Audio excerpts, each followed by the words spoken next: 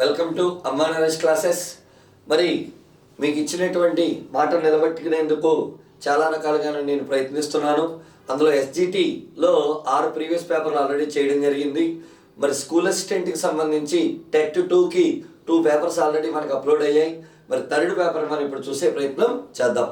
TET 2 వాళ్ళకి మళ్ళీ చెప్తున్నానండి, కాస్త 6 to 10th దాకా ఉండే కంటెంట్ కాబట్టి కంటెంట్ ఓరియంటెడ్గా చూడండి. మనకి మిగిలినది ఇంకొక 20 days మాత్రమే. ఇప్పుడు పుస్తకాలు ముందేసుకుని చదవడం అంటే టైం వేస్ట్. ప్రీవియస్ పేపర్ చూస్తూ ఆ 4 ఆప్షన్స్ చూసుకుంటూ వెళ్దాం. అదే పద్ధతిలో థర్డ్ పేపర్ని కూడా మరి చూద్దాం. గుడ్. మరి ఫస్ట్ బిట్ మనం చూసే ప్రయత్నం చేద్దాం. The process of separation of cotton wool from cotton seeds. ఇది మీకు దారాలు అనేటువంటిది ఉంది. ఇది ఫిజిక్సా, కెమిస్ట్రీయా, బయాలజీయా కాదు, సరదాగా నేర్చుకునే ప్రయత్నం చేయొచ్చు. పత్తి గింజల నుంచి దూదిని వేరు చేసే ప్రక్రియ. మరి చాలా మందికి తెలుసు. దీనికి ఆన్సర్ వచ్చేసరికి జిన్నింగ్. ఏనా జిన్నింగ్. కాబట్టి ఆన్సర్ ఒకటైతే తెలిసింది. మరి మిగతా 3 ఏంటి సార్? నిట్టింగ్, దారాలను అల్లడం. దారాలను అల్లడం. కాబట్టి ఈ దారాలను అల్లే ప్రాసెస్ని ఏమంటున్నారు? నిట్టింగ్. సార్ షీరింగ్ అంటే ఏంటి? షీరింగ్లోనే ఉంది సీరేయడమే. ఎవరిని చీరేస్తారు సార్? గొర్రెని. ఏం చీరేస్తారు సార్? ఊలుని.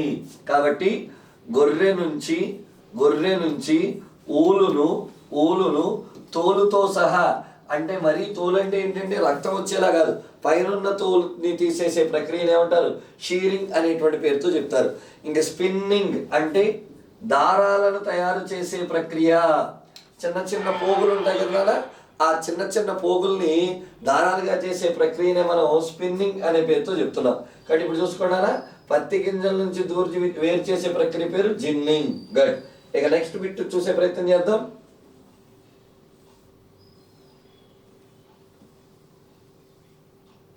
గుడ్. ఏమడుగుతున్నారు sir? The correct statement with reference to food chain and food web is. ఆహారపు గొలుసు, ఆహారపు జాలకానికి. ఆహారపు గొలుసు అంటే ఫుడ్ చైన్ నానా, ఆహారపు జాలకం ఫుడ్ వెబ్ సంబంధించి కింది వాళ్ళలో సరి అయినది. ఆహారపు గొలుసు ఆహారపు జాలకంలో భాగం. ఏంటి సార్ ఇది? ముందు ఆహారపు గొలుసు అంటే ఏంటో చూద్దాం. ఆహారపు గొలుసుని కనిపెట్టిన వ్యక్తి పేరు లిండ్మన్. ఆహారపు గొలుసు అంటే ఏంటి సార్? ఆహారపు గొలుసు అంటే ఫర్ ఎగ్జాంపుల్ చూద్దాం. మనందరికీ చూడండి, మొక్కలు.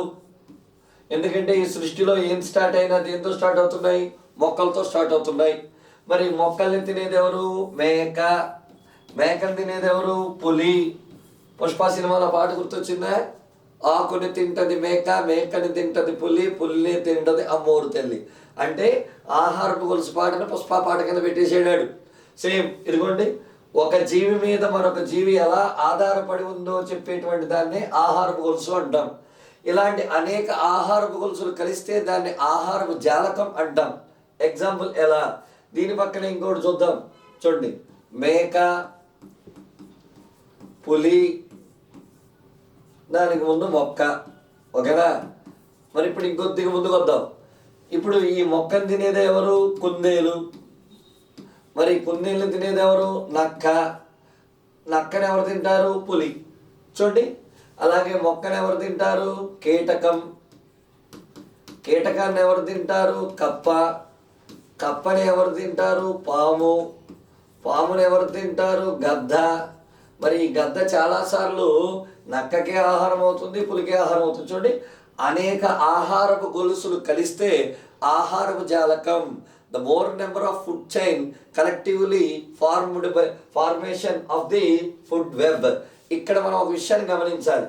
గొలుసు జాలకానికి సంబంధించి కింది వాళ్ళు సరైనది. ఆహారపు గొలుసు ఆహారపు జాలకంలో భాగం వచ్చేసింది, ఇంకా సరి అయినది. ఇంకా అందులో వెతుక్కోవడానికి ఏమీ లేదు. జాలకం ఆహారపు గొలుసులో భాగం. ఆహారపు గొలుసు జాలకం ఒకటే, రెండింటికి సంబంధం లేదు. సింపుల్. ఓకేనండి. ఇంకొక చిన్న ప్రిన్సిపల్ చెప్పనా? లిండ్మన్ ప్రిన్సిపల్ అంటే ఒక స్థాయి నుంచి మరొక స్థాయికి 10% ఆఫ్ ది ఆహారమే వెళ్తుంది. మన ప్రీవియస్ బిట్లో దీని గురించి క్లియర్గా చెప్పాను, ఒకసారి చూడండి. నెక్స్ట్ బిట్ చూద్దాం. పత్తి రైతులు బీటీ పత్తి రకాన్ని పండించడానికి ఇష్టపడుతున్నారు. బీటీ అనగా మీరు ఎప్పుడైనా చూడండి, పత్తి ఒకటి, వంకాయ ఒకటి, ఎప్పుడు పుచ్చులు పడుతూనే ఉంటాయి. చాలామంది నూనె పుచ్చు వంకాయగా అంటారు. ఏంటి, వంకాయకి పుచ్చు లేకుండా ఉండదు. ఎందుకు? కీటకాల వల్ల. మరి వాళ్ళు ఎవరైతే పత్తి రైతులు ఉన్నారో తమ కష్టాలు తీరడానికి బీటీ పత్తిని పండిస్తున్నారు. ఎందుకు? ఇదిగో బీటీ పత్తికాయ, ఇందులో బీటీ అనే జన్యు ఉంది. పురుగు ఈ పత్తికాయను తినడానికి వచ్చినప్పుడు ఈ బీటీ పురుగును చంపేస్తుంది. అంటే నరేష్ అనే పత్తి రైతు బీటీ అనేటువంటి పత్తి పంటను వేస్తే దానికి పురుగులు పట్టవు. ఎందుకు? ఆ బీటీలు చంపేస్తున్నాయి. బీటీ అని నువ్వు చంపేస్తున్నావు. బీటీ అంటే ఏంటి సార్? ఇష్టపడుతున్నారు. బీటీ అనగా ఒక బ్యాక్టీరియా, బ్యాసిల్లస్ తురింజిన్సిస్. ఇదిగో బ్యాక్టీరియా, అందులో ఒక జీన్ ఉంది. ఆ జీన్ను తీసుకొచ్చి పత్తికాయలో పెట్టారు. ఈ జీన్ ఈ పురుగును చంపేస్తుంది. ఇలాగే బ్యాసిల్లస్ తురింజిన్సిస్తో ఉండేటువంటి వంకాయ కూడా వచ్చింది. ఓకేనండి, గుడ్. మరి మిగతా చూద్దాం. Bacillus tabacum. బ్యాసిల్లస్ అంటే అర్థం రాడ్ షేప్డ్ బ్యాక్టీరియా. టొబాకమ్ అంటే అందరికీ తెలుసు, పొగాకు. నికోటియానా టొబాకమ్ అనే పేరుతో చెప్తారు. There is no chance. Bacteria trichoderma, absolutely wrong. Bacteria అంటే బ్యాక్టీరియా, ట్రైకోడర్మా అంటే శిలీంధ్రం. ఇది ఏం చేస్తారు? ఇది ఒక శిలీంధ్రం. దీన్ని యాంటీ ఫంగీసైడ్ కింద వాడతారు. ఇది శిలీంధ్రమే కానీ మిగతా శిలీంధ్రాలు తనతో పెరగనివ్వదు. కాబట్టి చాలామంది శాస్త్రవేత్తలు వాడమంటున్నారు. కాబట్టి ట్రైకోడర్మా బ్యాక్టీరియా టొబాకమ్ కాదు. ఓకేనండి, గుడ్. నెక్స్ట్ బిట్ చూద్దాం.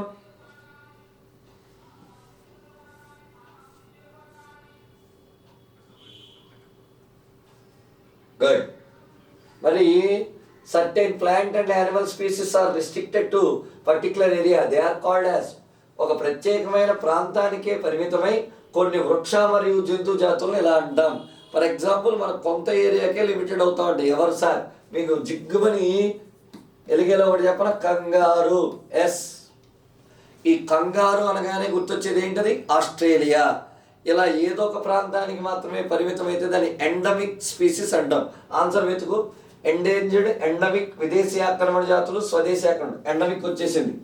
ఓకే, ప్రీవియస్ బిట్ అంటే 4 బిట్స్ కదా, రిమైనింగ్ 3 చూద్దామా. ఎండేంజర్డ్ పేర్లోనే ఉంది డేంజర్. దట్ మీన్స్ అంతరించిపోతున్న జాతులు. సార్ అంతరించిపోతున్న జాతులకు ఎగ్జాంపుల్స్ చెప్పచ్చు కదా సార్? పురుషుడు అంతరించిపోతున్నాడు అని నా భావన. ఎండేంజర్డ్ జాతులకు కొన్ని విషయాలు ఉదాహరణ చెప్పుకుందామా? Very good. మరి అందరికీ బాగా గుర్తొచ్చేటువంటిది గూటి టారంటాలా సాలీడ్. ఏంటి సార్ మీరు ఏది మాత్రమే ఏదో బూతులాగా ఉంది, తప్పదనా నాన్న. ఈ గూటి టారంటాలా సాలీడ్ కర్నూలు జిల్లాలో ఉంది. సాలీడ్ అంటే ఎలా ఉంటుంది? బూడిద రంగులో ఉంటుంది. ఇది నీలి రంగులో ఉంటుంది. తెగ చంపేస్తున్నారంట. రెండవది బట్టమేక పక్షి. ఇది కూడా కర్నూలు జిల్లాలోనే ఉంది. ఈ పక్షిని కూడా వండుకు తినేస్తున్నారంట. కానీ అంతరించిపోతున్నాయి. విదేశీ ఆక్రమణ జాతులు సింపుల్.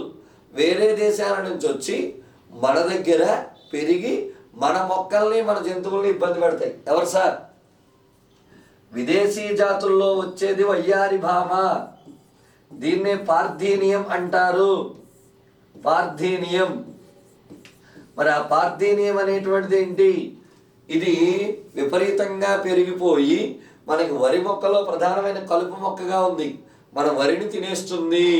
అలాగే ఈ పార్థీనియం పరాగరేణువుల నుంచి ఆస్తమా కూడా వచ్చే అవకాశం ఉంటుంది. ఇంకొకటి చెప్పనా? మరి మనందరము చెప్పుకునేటువంటి గుర్రపు డెక్క మనది కాదు నాన్న. మరి గుర్రపు డెక్క లేదా వాటర్ హయాసింత్ లేదా టెర్రర్ ఆఫ్ బెంగాల్ అనే పేరుతో పిలువబడే ఇవి మన కొలను అన్నింటినీ, మన కాలువలన్నింటినీ కూడా నాశనం చేసి పడేస్తున్నాయి. ఓకే, ఇది కూడా వచ్చేసింది. మరి ఆన్సర్ అంటూ మనకు అర్థమైపోయింది. స్వదేశీ ఆక్రమణ జాతులు ఇండియాలో పుట్టి, ఇండియాలో పెరిగి, ఇండియాలో ఉపయోగపడే వాటిని తినేస్తూ ఉంటాయి. కాబట్టి స్వదేశీ ఆక్రమణ జాతులు అంటే మనకు సంబంధించినటువంటి భారతీయ జాతులు. గుడ్. నెక్స్ట్ బిట్ చూద్దాం. Good.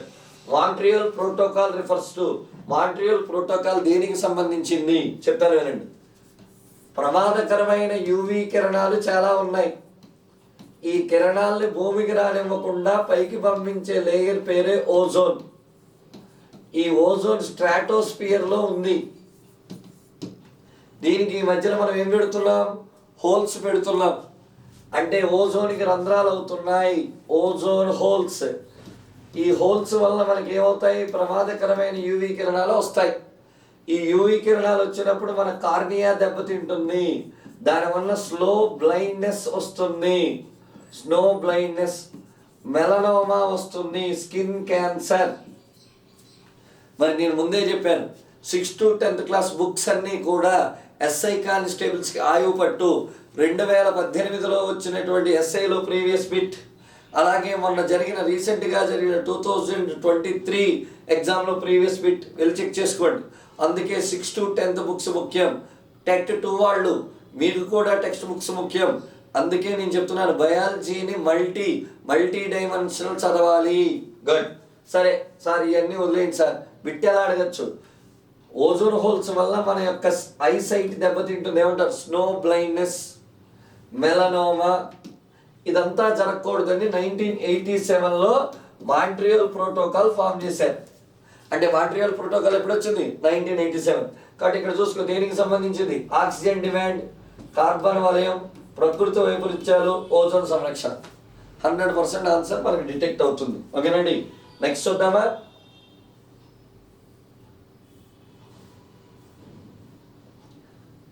The best practice used in agriculture to prevent water wastage. వ్యవసాయంలో నీటి వృధాని అరికట్టడానికి అత్యంత ప్రయోజకర పద్ధతి. కాస్త బుర్ర వాడితే చెప్పచ్చు, రైతే చెప్పక్కర్లా. కొలను సేద్యం లేదా పాండ్ ఇరిగేషన్. కొలను తవ్వుకుని నీటిని అందులో ఉంచి తీసుకురావడం. బోల్డ్ వాటర్ వేస్టేజ్ అవుతుంది,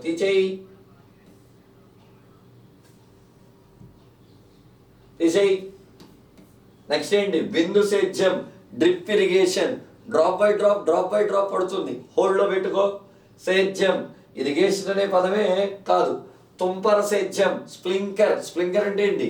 మనం చిన్న ట్యాప్ లాంటిది పెట్టి ఇలా ఉంచుతాం వాతావరణంలో అటు ఇటు. ఇప్పుడు చూడు, ఈ రెండింటికి బిందు సేద్యం, డ్రాప్ బై డ్రాప్ పడితే వాటర్ సేవ్ అవుతుందా? తుంపర్ల కింద పడితే వాటర్ సేవ్ అవుతుందా? మీకు అర్థమైపోయింది. ఇది బోల్డ్ వేస్తే స్ప్లింకర్లో. కానీ బిందు సేద్యం వేరు దగ్గర సొక్క బై సొక్క పడితే సొక్కని లాక్కుంటుంది. బొట్టులో నిజాయితీ. కాబట్టి ఆన్సర్ ఏంటి? బిందు సేద్యం, డ్రిప్ ఇరిగేషన్. గుడ్. మరి నెక్స్ట్ బిట్ చూసే ప్రయత్నం చేద్దాం. One of the following prevents constipation. ఏంటి సార్? క్రింది వాటిలో మలబద్ధకాన్ని నివారించేవి. అసలు మలబద్ధకం అంటే ఏంటి? మన పెద్ద ప్రేగు ఉంటుంది, లార్జ్ ఇంటెస్టైన్. మరి పెద్ద ప్రేగు ఏం చేస్తుంది? కొన్ని పెరిస్టాల్సిస్ మూమెంట్స్ చూపిస్తుంది. Peristalsis movements. ఈ పెరిస్టాల్సిస్ మూమెంట్స్ వచ్చినప్పుడు ఏమవుతుంది? ఇక్కడ ఉండేటువంటి వేస్ట్ మెటీరియల్ ఇలా వేవ్ లైక్ మూమెంట్స్ తోటి బయటకు వస్తుంది. దీన్నే మనందరము కూడా మల విసర్జన అన్నాం. అంటే ఇప్పుడు చెప్పండి, మల విసర్జన జరగాలి లేదా మనకు ఉన్నటువంటి వేస్ట్ మెటీరియల్ వచ్చేయాలి అంటే ఏ మూమెంట్స్ రావాలి? Peristalsis movements. బిట్ రివర్స్ చేసుకో. పెద్ద ప్రేగులో మల విసర్జనకు వచ్చే మూమెంట్స్ పెరిస్టాల్సిస్ మూమెంట్స్. ఈ మూమెంట్స్ ఎందువల్ల వస్తాయి? పీచు పదార్థాలు, ఫైబర్స్. వెతుకు. క్రింది వాటిలో మలబద్ధకాన్ని నివారించేవి. మాంసకృతులు కాదు. మాంసకృతులు అంటే ప్రోటీన్స్. ఏం చేస్తాయి? బాడీ బిల్డింగ్, శరీరాన్ని నిర్మిస్తాయి. కొవ్వు పదార్థాలు, వీటినే ఫ్యాట్స్ అంటాం. స్టోరేజ్ ఫుడ్, బాడీలో స్టోర్ ఉండి మన యొక్క ఫ్యూచర్ నీడ్స్కి ఉపయోగపడుతూ ఉంటాయి. పీచు పదార్థాలు, yes. Vitamins, it's give immunity. ఇవి మనకి ఏం చేస్తాయి? ఇమ్యూనిటీని ఇస్తూ ఉంటాయి. గుడ్. నెక్స్ట్ బిట్ చూద్దాం.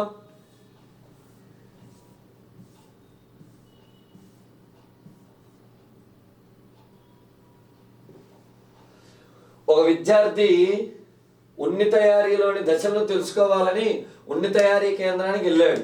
కానీ మొదటి 2 దశలను చూడలేకపోయాడు. వీడికి కాస్త బద్ధకం అన్నమాట, వెళ్ళలేదు. ఎలా సార్? ఓ కంగారు పడిపోయి కాళ్ళు మీకేళ్ళు తొక్కేసుకోకండి. మొత్తం చెప్పుకునే ప్రయత్నం నేను చేయట్లే. ఎప్పుడూ కూడా ఉన్ని తయారీలో 4 దశలు ఉంటాయి. 3+B తీసేయి, బి కూడా తీసేయి కాసేపు. ఏంటి?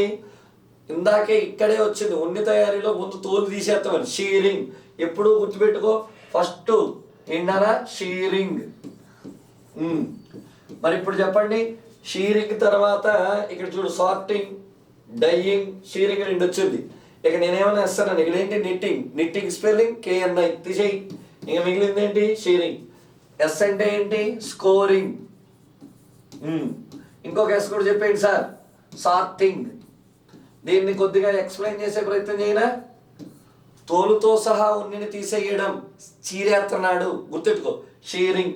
స్కోరింగ్, వాటికి బయట తిరుగుతూ ఉంటాయి కదా, చిన్న చిన్న మురికులు అవి ఉంటాయి, డీజిల్ని ఉపయోగించి తీసేస్తారు, పెట్రోల్ ఉపయోగించి తీసేస్తారు, దాన్ని ఏమన్నారు స్కోరింగ్, స్కోర్. ఓకేనా. సార్టింగ్, చిన్నవి పెద్దవి ఒక మధ్యస్థవి క్వాలిటీ ప్రకారం సార్ట్ చేస్తూ ఉంటారు. ఆన్సర్ 3. ఈజీ. అనవసరంగా మనం టెన్షన్ పెట్టుకోకూడదు, అన్నీ బట్టి పెట్టేద్దాం. ఈజీ వే ఏదన్నా ఉందేమో చూసుకోండి. ఓకేనా, గుడ్. నెక్స్ట్ క్వశ్చన్ చూద్దాం.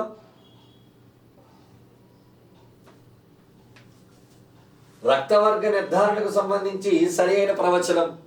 యాంటీ ఏతో గుచ్చకరణం జరిగి యాంటీ బితో గుచ్చకరణం జరగకపోతే అది ఏ రక్తవర్గం? ఇంత చదివే ఓపిక మీకు నాకు లేదని నాకు అర్థమైంది. సింపుల్గా తీసేద్దామా. బ్లడ్ టెస్ట్ చేసుకోవాలంటే మన దగ్గర యాంటీ ఏ సొల్యూషన్ ఉండాలి, అలాగే యాంటీ బి సొల్యూషన్ ఉండాలి. ఉంటే చెప్పేస్తాను మీకు ఏ రక్తవర్గం ఉందో. ఓకేనా. యాంటీ ఏతో గుచ్చకరణం జరిగింది, క్లాటింగ్ జరిగింది, బితో జరగల, ఈ బ్లడ్ గ్రూప్ పేరు ఏ. యాంటీ ఏతో గుచ్చకరణం క్లాటింగ్ జరగల, బితో జరిగింది, ఏంటది బి. జరిగింది ఏబి. గుచ్చకరణం జరగలేదు ఓ. అంతేనా, కేల్కతం దుకాన్ బంద్. చూసుకో, యాంటీ ఏతో గుచ్చకరణం జరిగి యాంటీ బితో గుచ్చకరణం జరగకపోతే అది ఏ రక్తవర్గం? అయిపోయింది. ఇంకా మిగతా నువ్వు చదువుకుని చేసుకో, నీ టైం వేస్ట్ చేసుకునే ప్రయత్నం నాకు లేదు. ఇదండి విషయం. పోనీ ఉదాహరణ మీకు చెప్తా. యాంటీ ఏతో గుచ్చకరణం జరిగి యాంటీ బితో గుచ్చకరణం జరగకపోతే అది బి రక్తవర్గం అంటున్నాడు. చూడు, అది ఏ. సేమ్ స్టేట్మెంట్ కింద ఇచ్చాడు, బి అన్నాడు. ఆన్సర్ ఇది. మిగతా నువ్వు చూసుకో, సరిపోతుంది. నెక్స్ట్కి వెళ్దాం. మెదడులోని ఈ భాగం కోపం, సంతోషం లాంటి భావోద్వేగాలని నియంత్రిస్తూ ఉంటుంది. ఒక్కొక్కటి చెప్తూ ఉంటాను, గుర్తుపెట్టుకో. మధ్యాముఖం, అనియంత్రిత చలనాలు. సార్ మధ్యాముఖం అంటున్నారు, ఇంగ్లీష్లో ఏమంటారు? Medulla oblongata. అనియంత్రిత చలనాలు, involuntary action, breathing, heart beat, blood pressure, nerve impulse, శ్వాసక్రియ, హృదయ స్పందన, నాడీ స్పందన, రక్తపీడం, ఇవన్నీ కూడా నియంత్రించాలి. ఎవరి దగ్గర? మధ్యాముఖం. కాస్త ఈ కుడిచి వెనకాల ఉంటుంది, ఎప్పటికైనా తగిలిందా పరలోక ప్రాప్తే. అందుకే హెల్మెట్స్ పెట్టుకోమని చెప్తాం కుర్రాళ్ళకి. చెప్పకపోతే అనవసరమైన యాక్సిడెంట్లు. తలకి హెల్మెట్ పెట్టుకోవడం వల్ల ఈ వెనక భాగం దెబ్బ తగలకుండా ఉంటుంది. ఇది విషయం. ద్వారగోర్ధం. ఏంటి సార్ ద్వారగోర్ధం? ఈ ద్వారగోర్ధం దగ్గరే మనకి ఆనందం. ఎప్పుడైనా ఆనందం కలిగితే ఆనందంగా ఉండాలి, బాధ కలిగితే కాస్త ఏడవాలి. ఇలాంటి ఎమోషన్స్ అన్ని ఎక్కడ ఉన్నాయి? ద్వారగోర్ధం. ఇది దెబ్బతిన్నాడు పెళ్ళికి వెళ్ళేమో ఏడుస్తాడు, సావుకి వెళ్ళేమో చిటికలేస్తాడు, కొట్టి చంపేస్తారు. అర్థమైందా? అనుమస్తిష్కం, నియంత్రిత చలనాలు, వాలంటరీ యాక్షన్స్. మరి ఇక్కడే మీకు ఒక విషయం చెప్పాలి నేను. ఏమని? అనుమస్తిష్కాన్ని సెరిబెల్లం అంటారు. సెరిబెల్లం అనేటువంటి వాలంటరీ యాక్షన్ తన కంట్రోల్లో ఉంచుకుంటుంది. ఫర్ ఎగ్జాంపుల్, నడుస్తావు, నీకు నువ్వు నడుస్తావా, వెనకాల ఎవరైనా ఎగురుతాడా? నీకు నువ్వే నడుస్తావు, పరిగెడతావు, కూర్చుంటావు, ఇవన్నీ వాలంటరీ యాక్షన్. అలాగే అనుమస్తిష్కం అనేటువంటిది ఆల్కహాల్ ప్రభావానికి లోనవుతుంది. అప్పుడే మనకి సమతా స్థితి దెబ్బతింటుంది. మరి మందు తాగే వాళ్ళ పరిస్థితి మనకి అందరికీ ఐడియా ఉండుంటుంది. వాడు ఊగుతూ ఉంటాడు, మనకు స్టడీ అంటాడు, అంటే అతనికి తెలియట్లేదు, అతని మూమెంట్ అనమాట. ఆల్కహాల్ ప్రభావానికి లోనేది ఎవరు? అనుమస్తిష్కం. మధ్య మెదడు అనగానే ఇందులో వచ్చేవి దృష్టి గోళాలు. వీటిని ఆప్టిక్ లోబ్స్ అంటాం. ఇక మీకు అర్థమైపోయింది. మొదటి 2 అక్షరాలు దృష్టి, చూపు అనేటువంటిది ఉంటుంది. తర్వాత 3 గోళాలు ఎక్కడ పెట్టుకోలేవు. వినికిడి, కిడికిడి, వినికిడి. గుడ్. ఇప్పుడు చూసుకుని మనకు కావాల్సింది కోపం, సంతోషం. ఆన్సర్ 2. అవి హ్యాపీగా ఉండాలని కోరుకుందాం. ఓకేనండి? గుడ్. నెక్స్ట్ బిట్ చూద్దాం.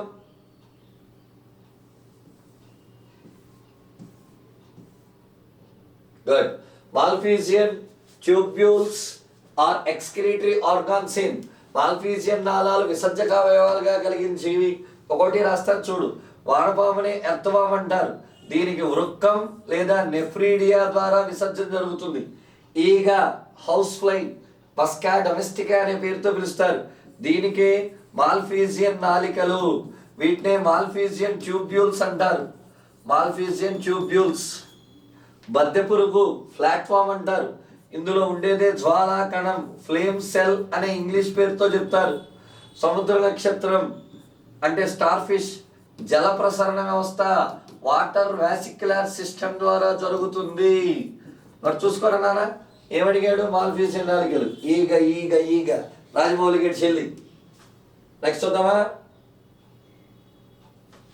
The part of male reproductive system that produces the sperm cells. కావాల్సింది వచ్చిందా? పురుష ప్రత్యుత్పత్తి వ్యవస్థలో శుక్రకణాలను ఉత్పత్తి చేసే భాగం శుక్రవాహికలు. ఇదిగో తయారైన శుక్రకణాలు వెళ్తూ ఉంటాయి. ఎపిడైడమిస్ ఇలా గుజ్జు గుజ్జు కింద ఉంటుంది. శుక్రకణాలు నిల్వ ఉంటాయి. పౌరుష గ్రంథి పేరులోనే ఉంది, ప్రోస్టేట్ గ్లాండ్. పౌరుషం. శుక్రకణం చాలా దూరం ప్రయాణించాలి, దానికి పౌరుషాన్ని ఇస్తుంది. అంటే తల్లి గర్భంలో ఉండే అండాన్ని తండ్రి యొక్క శుక్రకణం చేరాలంటే దానికి పౌరుషం కావాలా, ఆ పౌరుషం ఇస్తుంది. ఏమడిగాడు వీడు? ఉత్పత్తి అన్నాడు. ఆన్సర్ ఏంటి? ముష్కం. కాబట్టి చూసుకో, ముష్కల్లో కొన్ని సెల్స్ ఉంటాయి, వీటినే లీడిక్ సెల్స్ అంటాం. లీడిక్ సెల్స్. ఇది ఉత్పత్తి చేసే హార్మోన్ పేరే టెస్టోస్టిరాన్. ఈ టెస్టోస్టిరానే స్పెర్మ్ ప్రొడక్షన్ చేస్తుంది. కాబట్టి sperm production takes place at testis, ముష్కము. ఇది థర్డ్ పేపర్కి సంబంధించిన విషయాలు. పూర్తిగా కూలంకషంగా చదివి 100% మీకు చెప్పేది ఒకటే, ప్రీవియస్ పేపర్ నుంచి రిపీట్ అవుతాయి. నేను ఒక 4-5 పేపర్లు చేయదలుచుకున్నాను. 3 ఆల్రెడీ కంప్లీట్ అయ్యాయి. రిమైనింగ్ 2 కూడా త్వరలో మీ ముందుకు తీసుకొస్తాను. అవి చేస్తే మినిమం మనకి మార్క్స్ వచ్చే అవకాశం ఉంటుంది. ఓకేనండి. మీ అమ్మా నరేష్.